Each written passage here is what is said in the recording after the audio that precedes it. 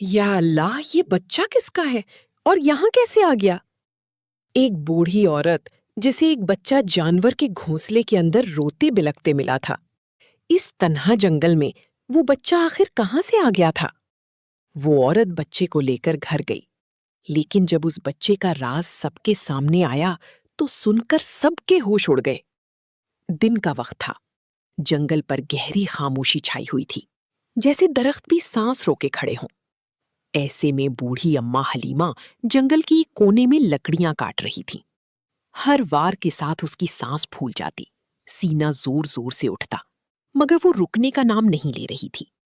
غربت نے اسے ہمت سکھا دی تھی اور ضرورت نے صبر۔ کچھ دیر بعد وہ کٹی ہوئی لکڑیاں اپنے دوپٹے میں سمیٹنے لگی، اچھی طرح باندھا، گٹھا اٹھایا اور آہستہ آہستہ جنگل کے اندر کی طرف بڑھنے لگی۔ ابھی وہ چند قدم ہی آگے بڑھی تھی کہ اچانک ان کی کانوں میں ایک چھوٹے بچے کی رونے کی آواز پڑی۔ اماں حلیمہ چونک گئی، قدم وہیں کے وہیں رک گئے۔ وہ گھبراتے ہوئے ادھر ادھر دیکھنے لگی، مگر آس پاس کوئی نظر نہ آیا۔ خاموشی پھر لوٹ آئی، بس دل کی دھڑکن تیز ہو گئی تھی۔ وہ تھوڑا اور آگے بڑھی اور اچانک ایک لمحے کے لیے ان کی آنکھیں حیرت سے کھل گئیں کہ کھلی رہ گئیں۔ وہ کسی جانور کا گھونسلہ تھا، مگر اس کے اندر ایک نہایت ننھا انسان کا بچہ پڑا تھا۔ گلابی کمبل میں لپٹا ہوا چھوٹا سا وجود زور زور سے رو رہا تھا۔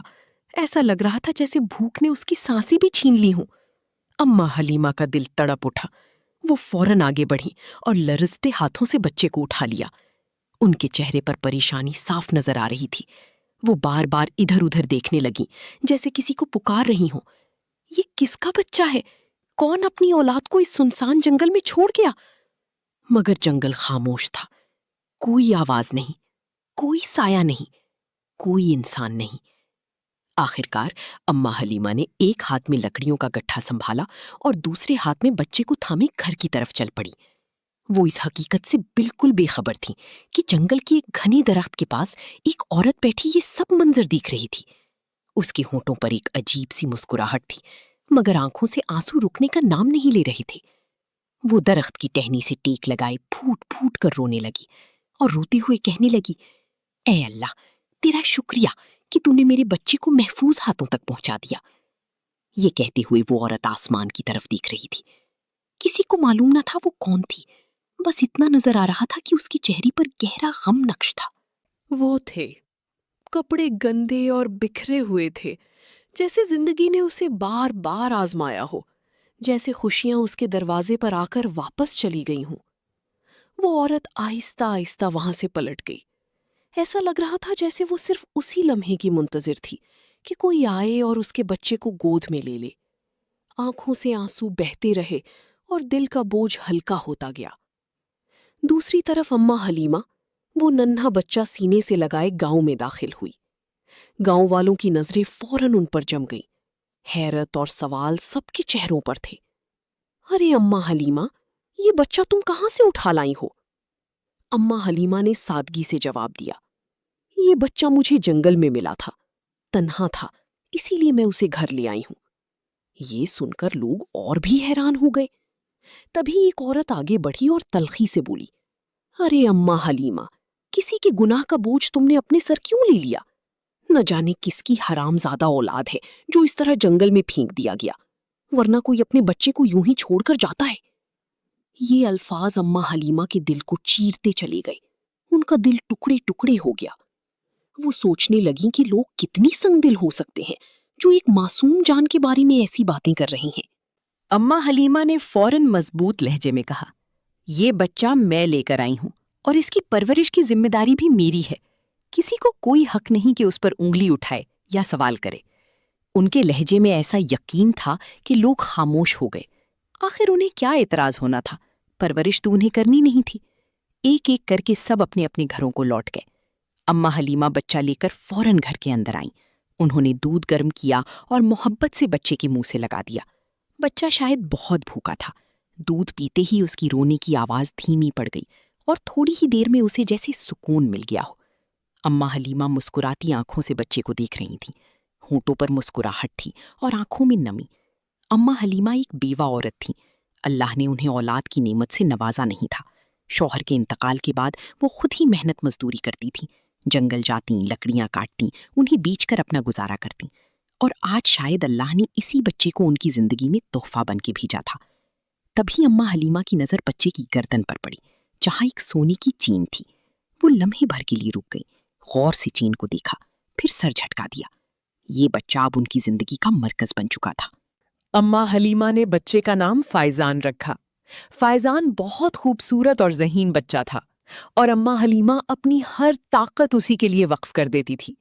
یوں دن گزرتے گئے، محبت اور فکر کے لمحات میں لپٹے ہوئے۔ فائزان پورے 5 سال کا ہو گیا تھا۔ ایک دن اماں حلیمہ گھر کے صحن میں بیٹھی سبزی کاٹ رہی تھی کہ اچانک فائزان روتا ہوا اندر آیا۔ اماں حلیمہ نے اسے روتے ہوئے دیکھا تو ان کا دل دہل اٹھا۔ فوراً بولی، کیا ہوا ہے بیٹا؟ تم کیوں رو رہے ہو؟ فائزان روتے ہوئے بولا، اماں، آپ کو پتہ ہے گلی میں جو بچہ ہے فاروق، آج اس نے مجھے مارا۔ وہ ہر روز مجھے مارتا ہے، اور اسکول میں بھی۔ آج جب میں نے اس سے اپنا بدلہ لیا تو اس کی ماں نے مجھے بہت ڈانٹا۔ وہ کہتی ہیں کہ میں ناجائز ہوں، اور کہتی ہیں کہ میرا کوئی بھی نہیں، نہ ماں باپ، نہ آپ میری اپنی ماں ہیں۔ امی، یہ ناجائز کیا ہوتا ہے؟ فائزان کے منہ سے یہ باتیں سن کر امی حلیمہ کا دل ٹوٹ گیا۔ انہوں نے فوراً اسے گلے لگایا اور کہا، بیٹا، دوبارہ ایسی باتیں بالکل مت کہنا، میں ہی تمہاری ماں ہوں۔ وہ تو غصے میں کہہ گئی ہوں گی، تم ان کی باتوں کو دل پر مت لو۔ اسی دن امی حلیمہ اس عورت کے گھر گئیں اور کہا، دوبارہ اگر میرے بچے سے تم نے ایسی بات کی تو میں تمہیں نہیں چھوڑوں گی۔ میں اس کی ماں ہوں، میں ہی اس کا خاندان ہوں۔ دوبارہ میرے بیٹے سے کوئی ایسی بات نہیں کرے گا۔ امی حلیمہ فیضان کی ڈھال بن گئی تھی۔ ایک سچی ماں سے بڑھ کر انہوں نے فیضان سے محبت کی اور اس کی پرورش کی۔ یوں دن گزرتے گئے اور فیضان اب اسکول جانے لگا تھا، لیکن امی حلیمہ کی محبت اور حفاظت ہمیشہ اس کے ساتھ تھی۔ یوں وقت گزرتا رہا۔ فیضان کی عمر اب 10 سال ہو چکی تھی اور وہ کافی سمجھدار ہو گیا تھا۔ وہ اکثر اماں حلیمہ سے کہتا، اماں، ایک بار میں پڑھ لکھ جاؤں پھر دیکھنا، تمہیں یہ کام نہیں کرنا پڑیں گے۔ میں تمہیں شہر میں ایک بڑا سا گھر لے کر دوں گا، تم بس آرام سے رہو گی۔ فیضان کی یہ معصوم باتیں سن کر اماں حلیمہ بس مسکرا دیا کرتی تھیں، مگر ان کی آنکھوں میں دعائیں جھلکنے لگتیں۔ یہ بھی ایک عام سا دن تھا۔ فیضان اسکول گیا ہوا تھا اور اماں حلیمہ حسب معمول کے مطابق جنگل میں لکڑیاں کاٹ رہی تھیں۔ انہی لکڑیوں سے ان کا گزارا ہوتا تھا۔ وہ لکڑیاں کاٹنے میں مصروف تھیں کہ اچانک اس کی نظر ایک عورت پر پڑی۔ وہ عورت جو وہاں کھڑی تھی؟ اماں حلیمہ چونک اٹھیں۔ اس گھنے اور سنسان جنگل میں یہ عورت کہاں سے آ گئی؟ وہ عورت تیزی سے آگے بڑھی اور سخت لہجے میں بولی، میں اپنی امانت واپس لینے آئی ہوں۔ اماں حلیمہ حیرت سے اس عورت کو دیکھنے لگی۔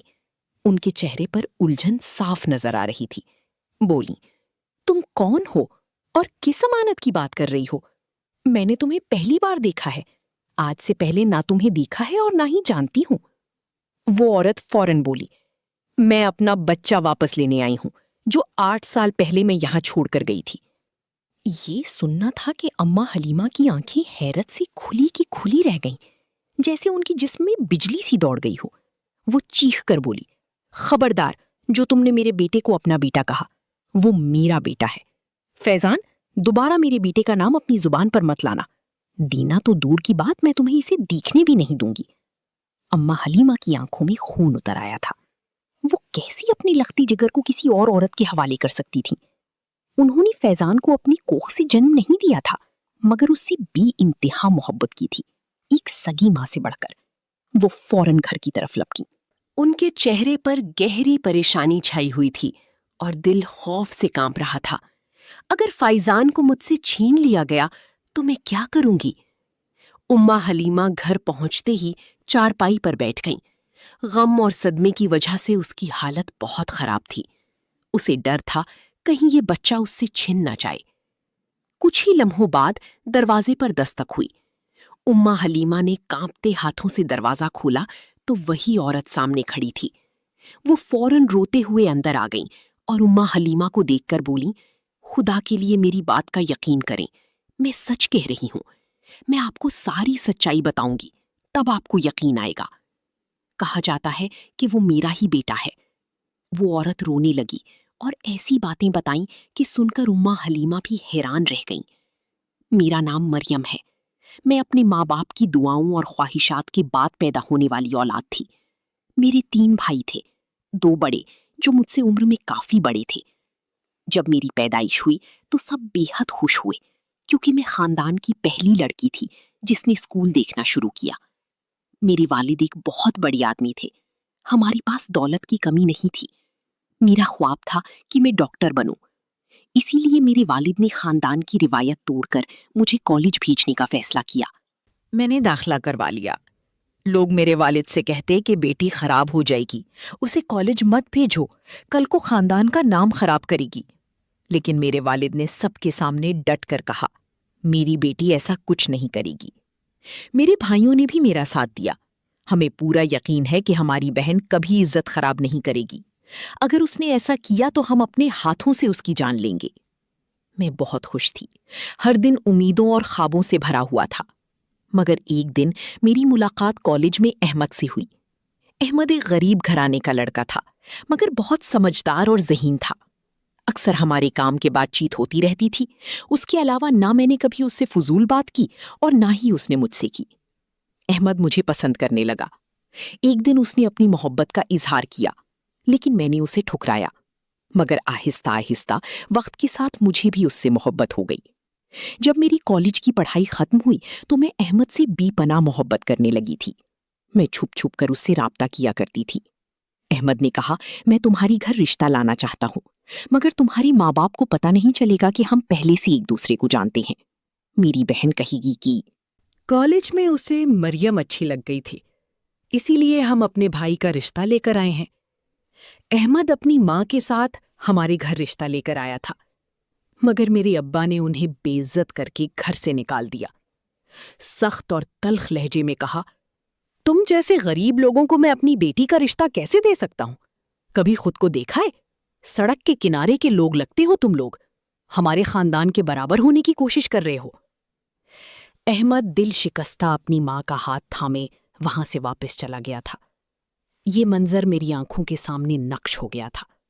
مجھے اپنے باپ کا یہ رویہ بالکل بھی پسند نہیں آیا مگر میں جانتی تھی یہ تھا کہ اگر میں نے زبان کھولی، اگر میں نے کہا کہ مجھے احمد پسند ہے تو وہ مجھے جان سے مار دیں گے. چند دنوں بعد میرے ابو نے میرا رشتہ ایک بہت بڑے خاندان میں طے کر دیا. میں بالکل خاموش رہی. احمد نے مجھ سے کہا، اب ہم مزید صبر نہیں کر سکتے. اور یوں میں نے اپنی زندگی کا وہ فیصلہ کیا جس نے مجھے سب کچھ چھین لیا. میں احمد کے ساتھ بھاگ گئی اور اس سے شادی کر لی. ہم وہ گاؤں چھوڑ کر دوسرے گاؤں میں پناہ لے آئے. چند مہینے زندگی سکون سے گزرے مگر یہ سکون عارضی تھا. ایک دن ہمیں خبر ملی کہ میرا باپ اس دنیا سے رخصت ہو چکا تھا. یہ صدمہ برداشت نہیں کر سکا تھا. خاندان کے لوگ اسے تانا دے رہے تھے اور میرے بھائی پاگل کتوں کی طرح مجھے ڈھونڈ رہے تھے کہ کسی طرح میں ان کے ہاتھ آ جاؤں اور وہ مجھے جان سے مار دیں. ہم دونوں گاؤں گاؤں گھومتے رہے، کبھی کہیں چھپتے، کبھی کہیں بھاگتے. ہر لمحہ ایک خوف کے سائے میں گزرتا تھا. میں حاملہ تھی. میرا 9واں مہینہ چل رہا تھا.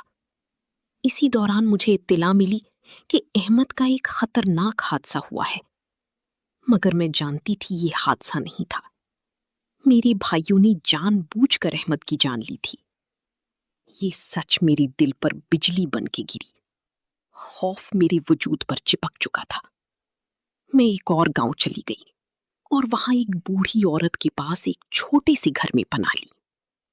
وہاں میرا بیٹا پیدا ہوا. میری آنکھوں سے آنسو بہہ رہے تھے. میں سوچتی تھی، کیا میری زندگی اسی طرح خوف میں گزرے گی؟ کیا وہ مجھے اور میری بیٹی کو بھی مار ڈالیں گے؟ میرے بھائیوں کے لوگ وہاں تک پہنچ چکے تھے. میں اس بوڑھی عورت کو خطرے میں نہیں ڈالنا چاہتی تھی. میں اپنے نوزائیدہ بچے کو گود میں لیے جنگل کی طرف بھاگ گئی. میرے بھائیوں کے لوگ مسلسل جنگل میں مجھے ڈھونڈ رہے تھے. میرے پیر زخمی تھے اور دل زخموں سے بھرا ہوا تھا. تیز بارش ہو رہی تھی اور وہ رات میری زندگی کی سب سے بری رات تھی. میں ایک درخت کے نیچے جا کے بیٹھ گئی تھی. وہاں پناہ لی تھی. جیسے ہی صبح ہوئی میں اپنے بچے کو گود میں لے کر دوبارہ بھاگنے لگی۔ میری ہمت جواب دے چکی تھی۔ میرے اندر مزید طاقت اور جان باقی نہیں تھی کہ میں اپنے بچے کی حفاظت کر پاتی۔ جسم زخمی تھا، دل تھکا ہوا اور خوف کی سانسوں کے ساتھ آگے بڑھ رہا تھا۔ جب میں کچھ دور نکل آئی تو میں نے آپ کو دیکھا۔ آپ جنگل میں لکڑیاں کاٹ رہی تھیں۔ اس لمحے مجھے لگا جیسے اللہ نے میری رحم کی نظر ڈال دی ہو تم نے۔ میں نے موقع کو ضائع مت سمجھا۔ میں نے اپنے بچے کو تمہارے آنے والے راستے کے قریب ایک گھونسلے میں آہستہ سے لٹا دیا۔ میں نے اپنے دل کے ٹکڑے کو آخری بار سینے سے لگایا، اس کے ماتھے پر بوسہ دیا اور اسے تمہاری اور اللہ کے سپرد کر دیا۔ پھر میں کچھ فاصلے پر جا کر ایک درخت کے پیچھے چھپ گئی۔ جب تم لکڑیاں کاٹ کر وہاں سے گزرنے لگے تو تمہاری نظر میرے بچے پر پڑی۔ تم نے اسے اٹھایا، اپنے سینے سے لگایا اور گھر لے گئے۔ اس لمحے میں دل ہی دل میں بس یہی سوچ رہی تھی کہ اگر میں مر بھی گئی تو کم از کم میرا بچہ تو زندہ رہے گا۔ میرے پاؤں زخمی تھے اور میرے اندر اتنی طاقت نہیں بچی تھی کہ میں مزید اپنے بچے کو بچا سکوں۔ اسی دن میں نے شہر جانے والی بس پکڑی اور شہر چلی گئی۔ میں اپنے بھائیوں سے چھپتی پھرتی رہی تاکہ انہیں معلوم نہ ہو کہ میں کہاں ہوں۔ میں نے کبھی اس گاؤں کا رخ نہیں کیا کیونکہ میں نہیں چاہتی تھی کہ انہیں پتہ چل جائے کہ میرا بچہ یہاں ہے اور وہ اسے بھی مجھ سے چھین کر مار ڈالیں۔ یہ کہتے کہتے مریم رو پڑی۔ اس کا وجود ہچکیوں میں ٹوٹ رہا تھا، جبکہ اماں حلیمہ خاموشی سے اسے دیکھ رہی تھی۔ اماں حلیمہ کی آنکھوں میں بھی آنسو تھے، مگر یہ آنسو خوف کے تھے۔ وہ فائزان سے جدائی کا تصور بھی برداشت نہیں کر سکتی تھی۔ جب فائزان اسکول سے آیا تو گھر میں ایک اجنبی عورت کو دیکھ کر ٹھٹک گیا۔ وہ فوراً اماں حلیمہ سے بولا، اماں، یہ عورت کون ہے؟ مریم روتے ہوئے اپنے بچے کو دیکھ رہی تھی۔ اس کی آنکھوں سے بیروک آنسو بہہ رہے تھے۔ اماں حلیمہ بھی روتے ہوئے بولی، بیٹا، یہ تمہاری ماں ہے۔ فائزان نے فوراً جواب دیا، نہیں اماں، آپ میری ماں ہیں، میں اس عورت کو نہیں جانتا۔ مریم نے فوراً ایک چین نکال کر اماں حلیمہ کی طرف بڑھائی اور کہا، یہ آخری نشان ہے، اسے دیکھ لو۔ یہی چین میں نے اپنے بچے کو چھوڑتے وقت اس کی گردن میں پہنائی تھی۔ اماں حلیمہ کو یقین ہو گیا کہ فائزان واقعی اسی عورت کا بیٹا ہے۔ اماں حلیمہ نے روتے ہوئے فائزان کو ساری بات بتائی کہ کیسے وہ اسے جنگل میں ملا تھا اور یہ اس کی اصلی ماں ہے۔ یہ سن کر فائزان کی آنکھوں میں سوچ کی پرچھائیاں لہرانے لگیں۔ مریم فوراً آگے بڑھی اور فائزان کو گلے لگا کر روتے ہوئے بولی، تم میرے بیٹے ہو، میں تمہیں لینے آئی ہوں، تم میرے ساتھ چلو۔ اچانک فائزان نے اس کے ہاتھ دور جھٹک دیے اور فوراً کہا، نہیں، میں آپ کا نہیں ہوں، بیٹا نہیں ہوں، میں اماں حلیمہ کا بیٹا ہوں۔ انہوں نے مجھے آج اس مقام تک پہنچایا ہے۔ انہوں نے مجھے پڑھایا، لکھایا، میری پرورش کی ہے۔ اگر آپ میری ماں ہوتی تو مجھے کبھی جنگل میں تنہا نہیں چھوڑتی۔ اگر آپ کو میری پرواہ ہوتی تو آپ اتنے سالوں میں میرے بارے میں پوچھتی، مگر آپ نے پلٹ کر بھی نہیں پوچھا۔ مریم حیران اور پریشان ہو کر اپنی بیٹے کو دیکھ رہی تھی جو اس کے ساتھ جانے سے انکار کر رہا تھا۔ اماں حلیمہ فوراً بولی، میرا بیٹا تمہاری ساتھ جانا نہیں چاہتا، یہ تمہارے اپنے کیے کی سزا ہے۔ جو تم نے اپنے باپ کے ساتھ کیا، آج تمہاری اولاد تمہاری ساتھ کرے گی۔ ویسا ہی کر رہی ہے۔ مریم کی آنکھوں سے آنسو بہنے لگے۔ وہ روتے ہوئے اس گھر سے نکل گئی۔ اماں حلیمہ نے اندر سے سوچا، اس نے اپنے باپ کا اعتبار توڑا، ان کی عزت کو خاک میں ملا دیا، اور یہ صدمہ وہ برداشت نہ کر سکی اور اس دنیا سے چل بسی۔ آج اسے احساس ہو رہا ہے کہ اولاد کا دکھ کیا ہوتا ہے۔ انسان کے کیے ہوئے اعمال کبھی نہ کبھی پلٹ کر اس کی طرف واپس ضرور آتے ہیں۔ اسی دوران اماں حلیمہ نے فائزان کو گلے لگایا ہوا تھا اور وہ مسلسل رو رہی تھیں۔ فائزان ان کا سگا بیٹا تو نہیں تھا، مگر انہیں سگوں سے بھی زیادہ عزیز تھا۔ کچھ رشتے خون کے نہیں ہوتے ہیں، واہ، محبت کے ہوتے ہیں۔ دوسری جانب مریم لڑکھڑاتی ہوئی قدموں کے ساتھ تھانے پہنچ گئی۔ اس کا چہرہ آنسوؤں سے تر تھا اور ہونٹوں پر ایک ہی التجا تھی کہ مجھے اپنا بچہ چاہیے۔ پولیس افسر نے نرمی سے پوچھا، بائی تم یہاں کیوں آئی ہو؟ مریم نے رندھی ہوئی آواز میں کہا۔ جناب مجھے اپنا بچہ چاہیے، میں برسوں سے بے چین ہوں، مجبوری میں اسے چھوڑنا پڑا، لیکن اب نہیں، اب میں اسے واپس چاہتی ہوں۔ افسر نے سنجیدگی سے پوچھا، تمہارا بچہ کہاں ہے؟ تمہیں معلوم ہے وہ کس کے ساتھ ہے؟ مریم نے روتے ہوئے کہا، جی صاحب وہ گاؤں میں ہے، ایک بوڑھی عورت کے ساتھ۔ پولیس افسر نے نرمی سے کہا، آپ فکر نہ کریں بی بی، ہم آپ کے ساتھ چلتے ہیں، اللہ چاہے تو سب ٹھیک ہو جائے گا۔ پولیس کی گاڑی مریم کو لے کر گاؤں پہنچی۔ دروازے پر دستک ہوئی، پولیس والے اندر گئے۔ پولیس افسر نے پوچھا، بی بی یہ بچہ کس کا ہے؟ اماں حلیمہ نے آہستہ سے روتے ہوئے کہا، یہ مریم کا بچہ ہے، مگر میں نے اسے دودھ نہیں آنسوؤں سے پالا ہے، اب یہ میرا ہے، میرا اپنا۔ افسر نے رخ موڑ کر فائزان سے کہا، بیٹا تمہاری ماں کون ہے؟ فائزان نے لرزتی آواز میں کہا، یہی میری ماں ہے، اماں حلیمہ۔ پولیس افسر نے نرمی سے کہا۔ پوچھا گیا، تمہیں پتا ہے کہ تمہاری اصلی ماں مریم ہے؟ فائزان نے آہستہ سے کہا، جی صاحب پتا ہے، لیکن جس محبت سے اماں حلیمہ نے پالا وہی میری سچی ماں ہے۔ افسر نے نرمی سے کہا، بیٹا تم کس کے ساتھ رہنا چاہو گے؟ فائزان نے بغیر ہچکچاہٹ کے کہا، میں اماں حلیمہ کے ساتھ رہوں گا، یہی میری ماں ہے۔ پولیس افسر نے مریم کی طرف دیکھتے ہوئے نرم لہجے میں کہا، چلیے بیوی، یہ بچہ اب اماں حلیمہ کا ہے۔ فضا کچھ لمحوں کے لیے خاموش ہو گئی۔ مریم کے آنسو بہنے لگے، وہ پلٹی اور کچھ کہے بغیر دروازے سے باہر نکل گئی۔